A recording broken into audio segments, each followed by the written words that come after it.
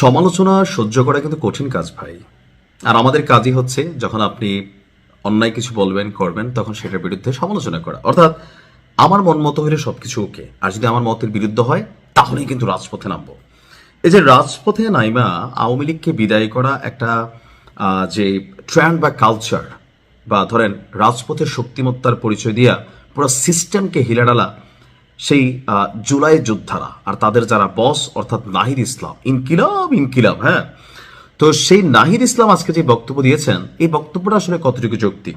আর নাহিদ ইসলামের কি ধারণা যে এখন ডাক দিলে রাজুতে আয়? কই ঢাকা আটে তো ডাক দিচ্ছেন, আপনারা পারছেন? পারেন নাই।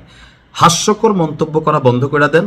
আর যে হাসান মাহমুদ হইয়েন না, আওয়ামী লীগের একজন যিনি ছিলেন, কথা কথা বলতো, মানে কি বলতো নিজেও জানে না।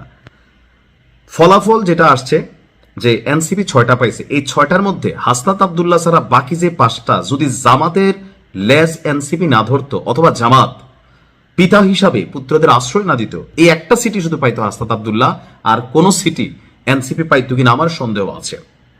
এখন যখন তারা হাইরা গেছে, এখন বলতেছে কি প্রয়োজনে আবার যা রাজপথে নামবো। কেন নামবেন?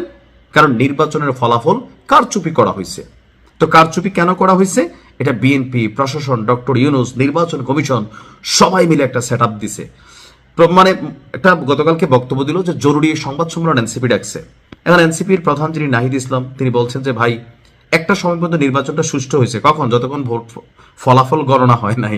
সারাদিন দেখছে, ভোটাররা গেছে, মনে করছে ওরে বাবা, মানে এনসিপির তো ভোট দিয়া ফাটাই ফেলবে। এখানে নাহিদ ইসলামের একটু বোঝা দরকার যে এই যে আপনার ইউনিভার্সিটিগুলোতে ডাকসু জাকসু রাকসু নির্বাচন হলো, সেখানে এনসিপির যে ছাত্র শক্তি সংগঠন আছে, অর্থাৎ বিএনপির ছাত্রদল, জামাত ইসলামের ছিল ছাত্র শিবির, এনসিপির ছাত্র শক্তি, কোথায় এরা একটা আসনে ভালোভাবে কোনো একটা ভালো পদবি তারা পাইছে?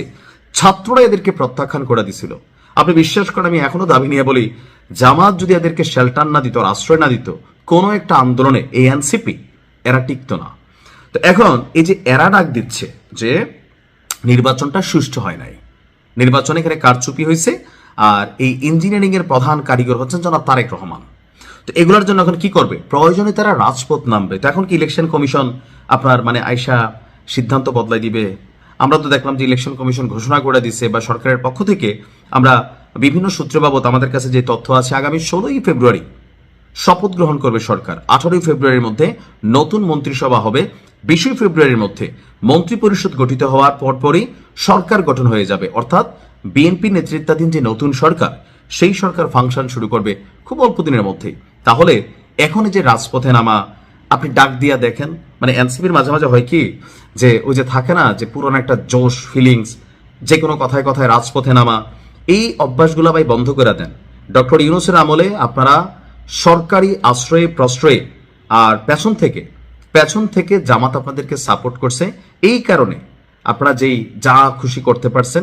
বাংলাদেশের মানুষ এই মুহূর্তে এই রাজপথে নামা, কথায় কথায় রাস্তা বন্ধ করা, ইকোনমিকে ধ্বংসের দ্বার প্রান্তে নিয়ে যাওয়া, এগুলো মানুষের পছন্দ করে না। মানুষ এখন চায় বা একটু শান্তিতে 4টা পয়সা ইনকাম করুক, একটা রিক্সাও চায় সে 10 টাকা কামাক, একজন হকার, ফুটপাত, একজন অফিসে যাওয়া মানুষ। আপনারা তো পাবলিক ফান্ডে খান, ক্রাউড ফান্ডিং করেন, মানুষের কাছে হাত পাতেন, ভিক্ষা করেন, আর বিভিন্ন দুর্নীতি তো আছেই আপনাদের বিরুদ্ধে অভিযোগ। আপনাদের তো সমস্যা নাই, খালি রাজপথ বন্ধ করে তো ডাক দিয়েন, দেখেন নামে কিনা। ভাই এগুলা বন্ধ করে না এবার সরকারে যাইতেছেন, যারাই পাশ করছেন চিন্তা করেন রাষ্ট্রের উন্নতি কিভাবে করবেন, রাষ্ট্রটিকে আপনি ভেজালে ফালাইবেন, এগুলাতে যাইয়েন না। ভালো থাকেন।